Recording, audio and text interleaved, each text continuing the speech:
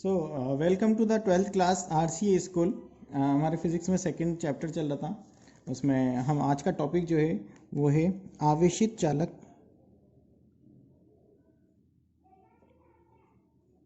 आवेशित चालक की सतह पर बल। आवेशित चालक की सतह पर बल। ठीक है, तो इसके लिए अगर मैं डायग्राम बनाऊं तो देखो डायग्राम कि भाई हमारे पास एक चालक है, इसको हमने आवेशित कर दिया।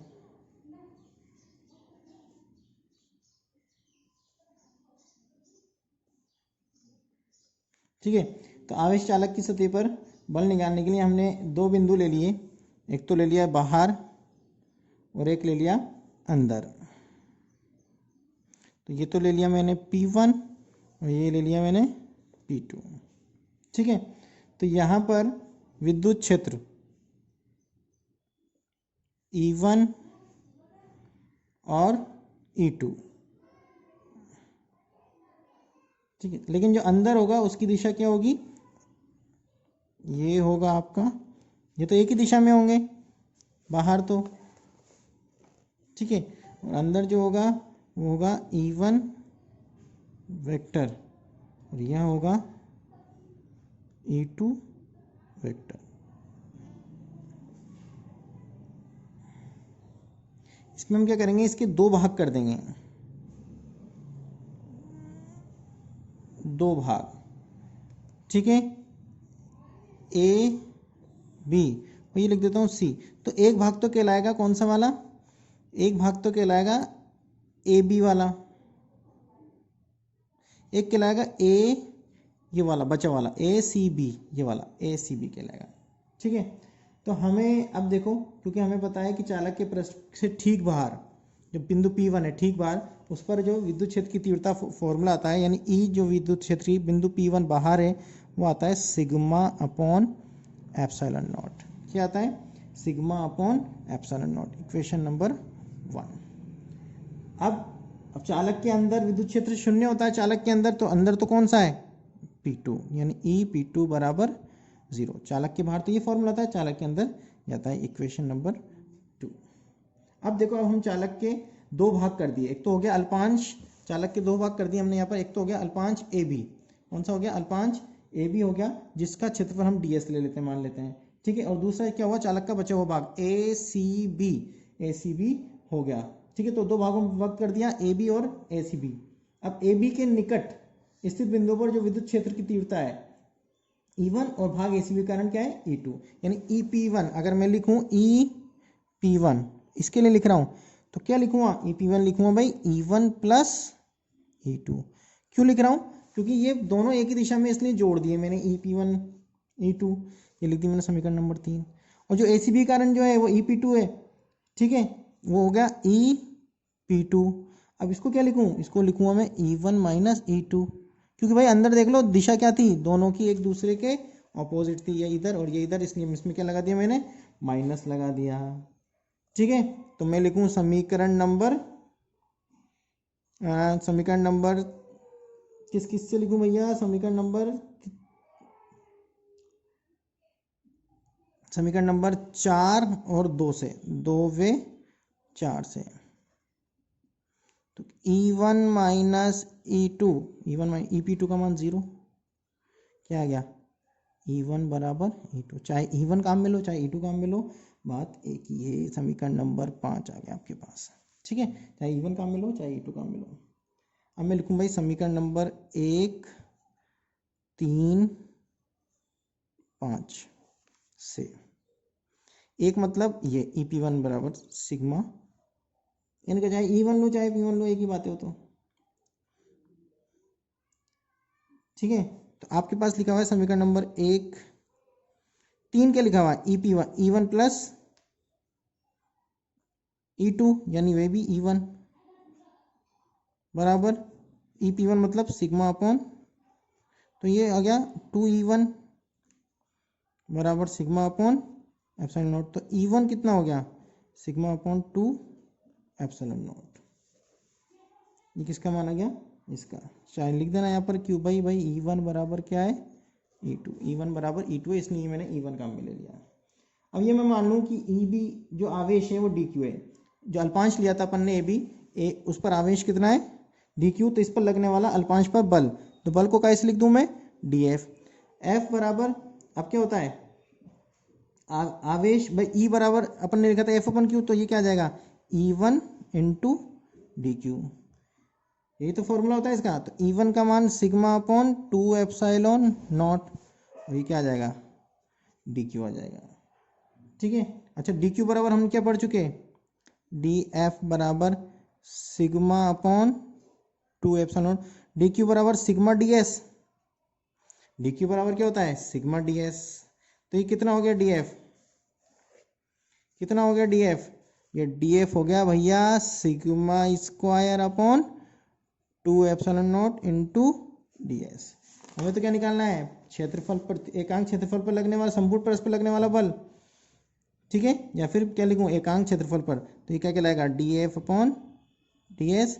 ये क्या कहलाएगा, sigma square upon 2 epsilon not. जिससे हम बल बटा क्षेत्रफल क्या कहलाता है, दाब भी कहलाता है। क्या कहलाता है, दाब भी कहलाता है। तो P बराबर ऐसे लिख दो DF अपॉन DS और sigma square upon 2 epsilon not. और अगर मैं सिग्मा 1/2 एप्सिलॉन नॉट की लिखूं तो इसको ऐसे भी लिख सकता हूँ, 1/2 एप्सिलॉन नॉट ई स्क्वायर। ये फॉर्मूला गया इसका। ठीक है, ये फॉर्मूला गया इसका, P बराबर DF upon DS sigma square upon 2। इसको चेंज किया है अपन ने 1/2 एप्सिलॉन नॉट ई स्क्वायर को। ठीक है, तो ये आ गया फॉर्मूला हमारे पास, इंपॉर्टेंट फॉर्मूला है। ये क्या, ये ध्यान रखना है कहाँ से चेंज किया है, सिग्मा बराबर होता है एप्सिलॉन नॉट ई, यहाँ से चेंज किया है मैंने, ये मान रख के देख लेना, आ जाएगा मान। तो ये इंपॉर्टेंट टॉपिक था ये भी। और ठीक है, तो हम बात करें दूसरा टॉपिक ले इसमें, और वो टॉपिक है विद्युत क्षेत्र की एकांक आयतन में ऊर्जा। क्या टॉपिक है, विद्युत क्षेत्र, विद्युत क्षेत्र के एकांक आयतन में ऊर्जा। ये तो भैया ये तो फॉर्मूला ही हो गया, ऊर्जा बटा आयतन, यानी ऊर्जा घनत्व निकालना है कुल मिला के, विद्युत क्षेत्र के एकांक आयतन ऊर्जा। ठीक है, तो हम लेके भाई हमारे पास, अगर मैं डायग्राम की बात करूं तो डायग्राम देखो, तो ये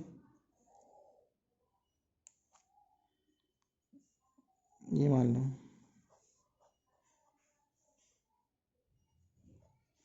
ठीक है, तो ये इसकी त्रिज्या,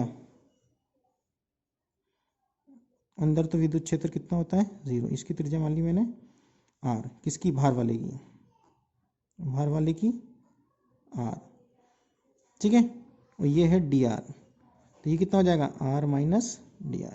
ये जो है क्षेत्रफल ये वाला, ये कितना है dr।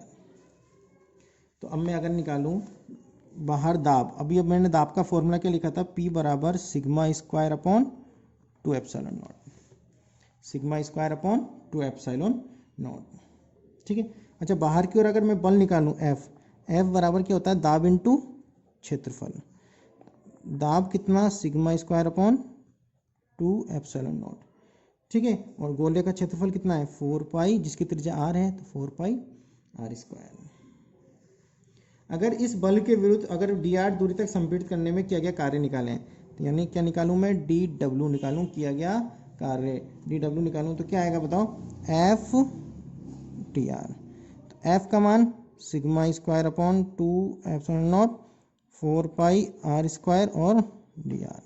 तो क्षेत्रफल इंटू दूरी आयतन कहलाएगा, यानी क्या कहलाएगा, dw बराबर sigma square upon 2 epsilon not, और ये पूरा क्या कहलाएगा dv। देखो इधर देख लो, d 4 पाई R स्क्वायर dr, क्षेत्रफल इंटू बीच की मोटाई क्या कहलाती है, आयतन। और अगर मैं dw बटा dv निकालूं तो जो टॉपिक का नाम है वही निकल गया, कार्य ऊर्जा बटा आयतन, यानी ऊर्जा एकांक आयतन की ऊर्जा। क्या फॉर्मूला आ जाएगा, sigma square upon 2 epsilon not, sigma square upon 2 epsilon not. चाहो तो इसको अपन किसकी फॉर्म में भी लिख सकते हैं, 1/2 एप्सिलॉन नॉट ई स्क्वायर।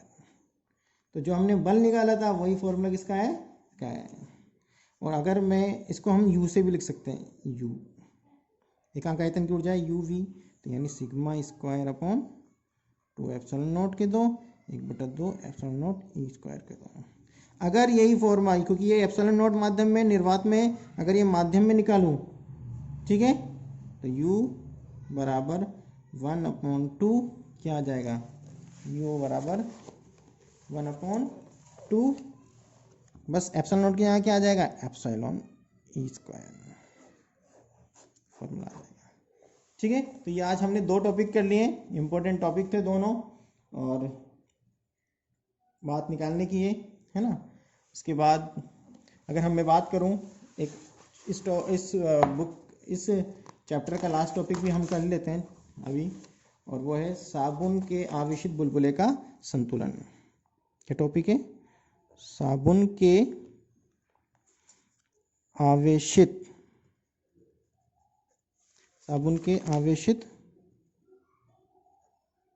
बुलबुले का संतुलन। इंपॉर्टेंट टॉपिक है, नया टॉपिक जुड़ा है, मतलब जो भी 1-2 साल पहले में आया है, आ भी चुका है एग्जाम में। तो देखो, साबुन का जो बुलबुला होता है उस पर आंतरिक पृष्ठ पर वायु का दाब जो है वो उसके वायुमंडलीय दाब से अधिक होता है, यानी आंतरिक दाब अधिक है, तो इसी को हम बोलते हैं दाब आधिक्य। आधिक्य मतलब अंतर। ठीक है, तो हम अगर एक ये माने कि साबुन के बुलबुले की त्रिज्या स्मॉल आर है और पृष्ठ तनाव टी है, तो इसके लिए जो दाब आधिक्य दिया जाता है, दाब आधिक्य मतलब पी एक्स्ट्रा, वो फॉर्मूला होता है इसका 4T/R, जहां T पृष्ठ तनाव है और R इसकी त्रिज्या है। अब हम ये माने कि सिग्मा पृष्ठ तनाव है, तो इसके बाहर की ओर बल एक सिग्मा स्क्वायर अपॉन 2 एप्सिलॉन लगता है। ठीक है, तो हमारे पास 2 बल हो जाएंगे, हम यहाँ PEXT plus sigma square upon 2 epsilon not. तो यही तो मिलकर, दोनों मिलकर क्या करेंगे, संतुलन। अभी हमने निकाला था ना बुलबुले के लिए, मतलब बुलबुले मतलब चालक के लिए निकाला था, वो एक ही बात है, चालक बुलबुला है। ठीक है, तो यहाँ से अगर मैं PEXT निकालूं, क्या आएगा, 4T/R sigma square upon 2 epsilon not. ठीक है, अगर अब देखो, अगर हम क्या करें, अगर हम इस बुलबुले को लगातार आवेशित करते जाएं, क्या करते जाएं, आवेशित करते जाएं, तो एक ऐसी स्थिति आएगी कि जब दावाधिक्य बिल्कुल खत्म हो जाएगा, शून्य हो जाएगा, और उस स्थिति में बुलबुला भी फूट जाएगा। तो उस स्थिति में क्या होगा, जब दावाधिक्य रहेगा ही नहीं, यानी पी एक्सटर्नल जो है, एक्स्ट्रा जो है वो 4T/R, ये तो रहेगा ही नहीं, यानी सिग्मा स्क्वायर किसके बराबर हो जाएगा, ये इसके बराबर हो जाएगा। यानी अगर मैं चाहूँ तो 4T/R, यानी यहाँ से मैं R भी निकाल सकता हूँ, T भी निकाल सकता हूँ, sigma square upon 2 epsilon not. तो यहाँ से अगर मैं R निकालूँ तो क्या आएगा, 4×2 8 T epsilon not upon sigma square. और अगर मैं यहाँ से सिग्मा निकालता, सिग्मा, तो 8T upon epsilon not upon R, और ये क्या आ जाता, अंडर रूट आ जाता। तो हम इसमें R का मान भी निकाल सकते हैं और सिग्मा का मान भी निकाल सकते हैं। और अगर मैं आवेश निकालना चाहूँ Q, तो क्या होगा, सिग्मा A, सिग्मा का गुणा क्षेत्रफल से बुलबुले 4 square, 8T epsilon not upon R और 4 स्क्वायर। तो इससे हम आवेश भी निकाल सकते हैं। ठीक है, तो आज हमने ये जो सेकंड चैप्टर है वो कंप्लीट कर लिया, अगले हम थर्ड चैप्टर पे आएंगे। Thank you.